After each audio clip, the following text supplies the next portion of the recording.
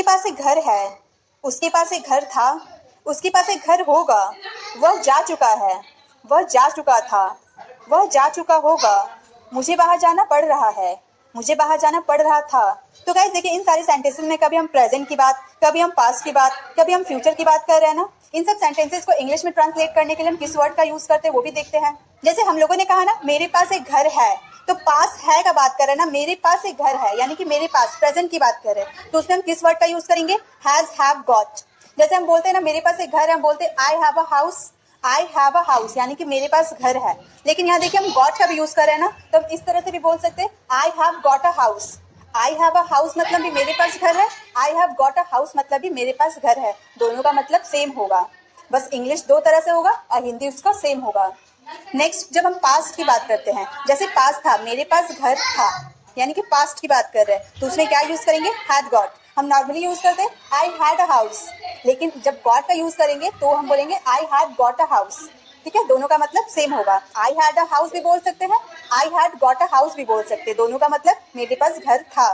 Next है पास होगा, ये फ्यूचर की बात कर रहे हैं, मेरे पास घर होगा यानी कि फ्यूचर में होगा। उसके लिए किस वर्ड का यूज करेंगे? Will have got.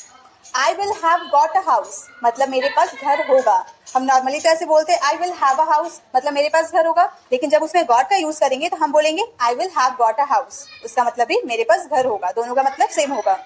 नेक्स्ट है चुका है, वह जा चुका है। हम बोलते हैं ना वह जा चुका है, तो हम क्या बोलते हैं? He has gone. He has gone, he क्यों? ही सिंगुलर है ना, इसलिए सिंगुलर के साथ हैज लगता है। वो प्रेजेंट की बात करें, ही हैज गॉन मतलब वो जा चुका है, प्रेजेंट की बात करें। जब इसी का हम पास्ट की बात करते हैं, वह जा चुका था मतलब चुका था, वह जा चुका था, पास्ट में जा चुका था, तो उसके लिए क्या बोलेंगे? He had gone, he had gone. इसमें वर्ब का थर्ड फॉर्म यूज करेंगे।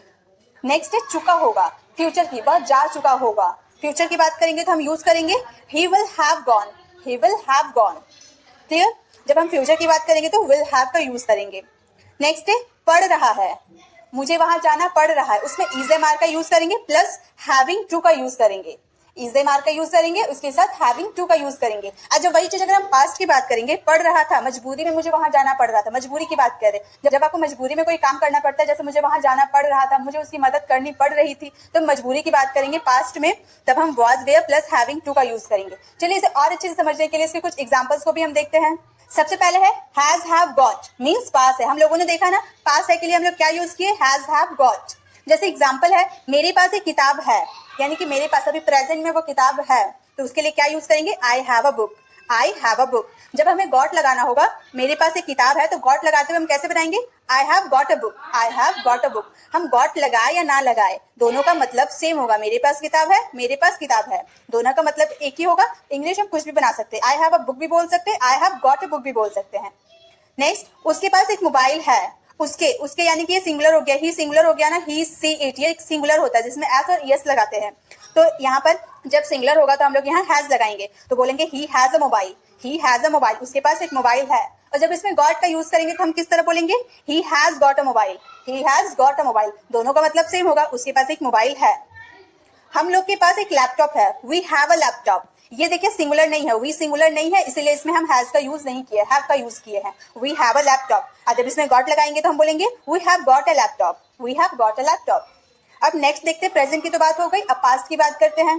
पास्ट है हैड गॉट, मीन्स पास था, मेरे पास था, वो पास्ट की बात कर रहे हैं। मेरे पास घर था, पास्ट की बात कर रहे थे ना, तो पास्ट की जब बात करेंगे तो हम हैड गॉट का यूज करेंगे। हैड का भी यूज कर सकते हैं प्लस हैड गॉट का भी यूज कर सकते हैं।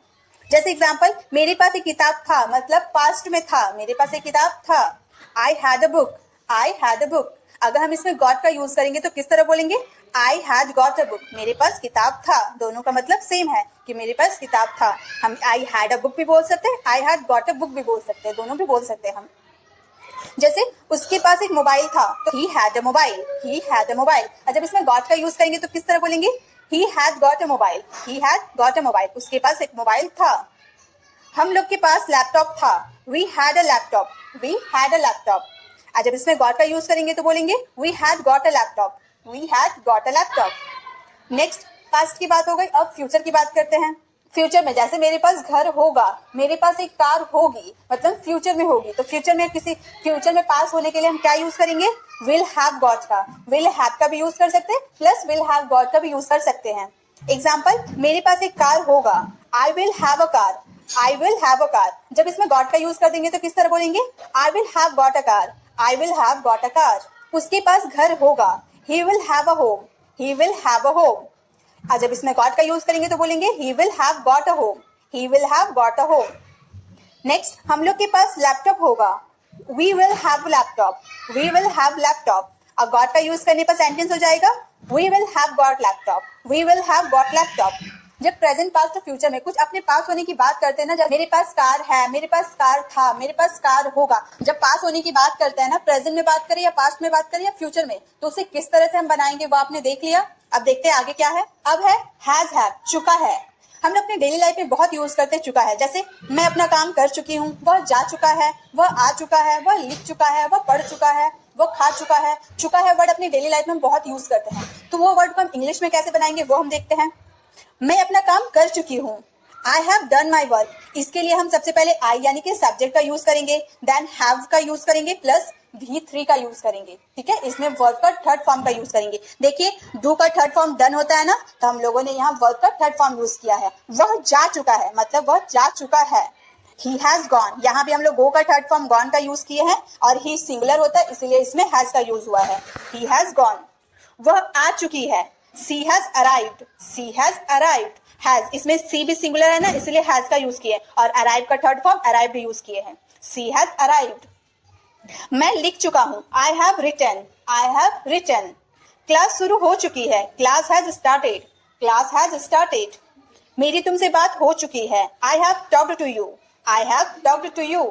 देखिए, इसमें हम लोग किस तरह के सेंटेंसेस में हैज या हैव का यूज किए, जो चुका है, जैसे कि लिख चुका हूं, पढ़ चुका हूं, बहुत सारे सेंटेंसेस हम लोगों ने देखा ना, तो चुका है वाला जो वर्ड आएगा उसमें हम हैज या हैव का यूज करेंगे। अब हैज का यूज कब करेंगे, जब हम वो सिंगुलर होगा, बाकी सब में हैव का यूज करेंगे। क्लियर। अब ये तो था प्रेजेंट का, अब इसका पास्ट की बात करते हैं। जब पास्ट की बात करते हैं, जैसे चुका था, चुका था के लिए हैड, वह पढ़ चुका था, वह लिख चुका था। अभी हम लोगों ने लिख चुका है की बात की थे ना प्रेजेंट की, अब बात करेंगे था की, पास्ट की बात करेंगे। जैसे मैं अपना काम कर चुकी थी, I had done my work, I had done my work. सबसे पहले सब्जेक्ट, फिर हैड, उसके बाद वर्ब का थर्ड फॉर्म।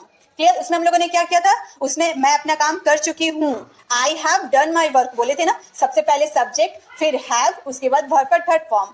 और इसमें हम लोगों ने क्या देखा, जब पास्ट की बात करेंगे तो हम करेंगे subject plus had plus verb का third form, I had done my work. वह जा चुका था, he had gone, he had gone, ये भी गॉन वर्ब का थर्ड फॉर्म है, ही हैड गॉन।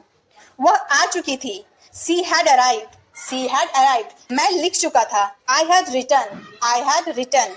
क्लास शुरू हो चुका था, class had started, class had started.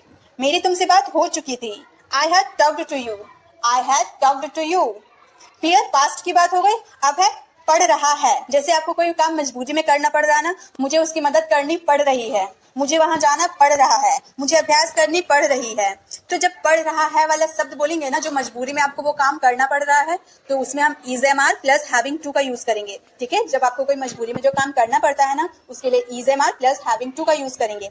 जैसे एग्जाम्पल है, मुझे उसकी मदद करनी पड़ रही है, I am having to help him. I subject हो गया, आई के साथ हम लोग एम लगाते हैं हेल्पिंग वर्ब, उसके बाद हैविंग टू का यूज करेंगे, उसके बाद help him. I am having to help him, मुझे उसकी मदद करनी पड़ रही है।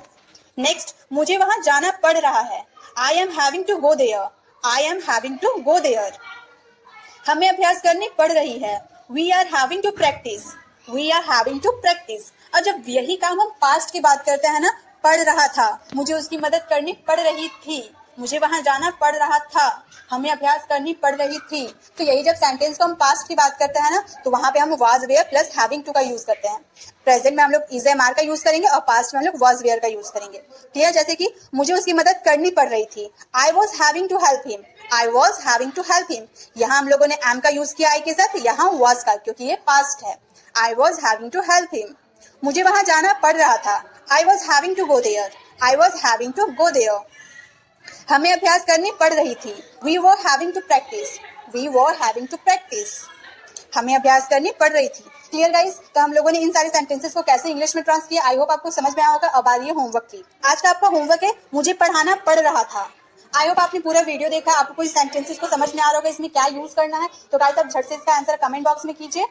अगर वीडियो अच्छी लगी तो वीडियो को लाइक करें, अपने दोस्तों को शेयर करें, और अगर आप चैनल पर नए हैं तो चैनल को सब्सक्राइब करके बेल आइकन प्रेस करें ताकि जब भी मैं इन्फॉर्मेटिव वीडियो अपलोड करूँ आप तक पहुंच पाए। तो मिलते हैं नेक्स्ट वीडियो में, तब तक के लिए कीप लर्निंग।